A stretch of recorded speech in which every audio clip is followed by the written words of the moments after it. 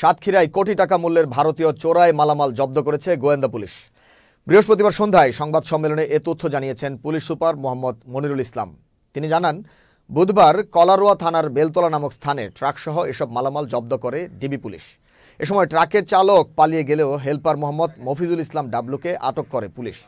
গোপন সংবাদের ভিত্তিতে এসআই পিন্টু পদ পালের নেতৃত্বে অভিযান চালিয়ে মেসার্স রিহা ট্রান্সপোর্ট এজেন্সি কোম্পানির একটি ট্রাকে তল্লাশি করে 1115টি ভারতীয় শাড়ি, 600 থান জর্জেট কাপড়, 451 বস্তা ক্লে পাউডার ও 71 বস্তা রাসায়নিক দ্রব্য পাওয়া যায়, যার বর্তমান মূল্য 1,20,00,000 টাকা।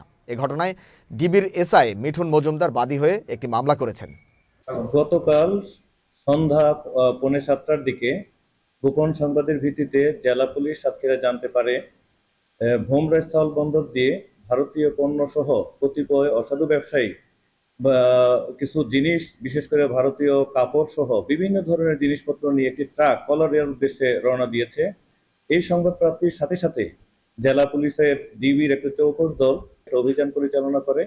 কলারিয়ার দিকে যখন এই টিম ধাওয়া করে তখন ট্রাকটি গতিরোধ করলে এই ট্রাকের ড্রাইভার পালিয়ে যায় এবং হেলপার সহ ট্রাকটিকে জব্দ করা হয় এবং জব্দকৃত বিভিন্ন মালামাল সেখানে জব্দ করা হয়। সেটা বিশেষ ক্ষমতা আইনে একটা মামলা রুজু হবে এবং এই চক্রের সাথে কারা জড়িত রয়েছে তদন্তে পুরো বিষয়টি বের হয়ে আসবে।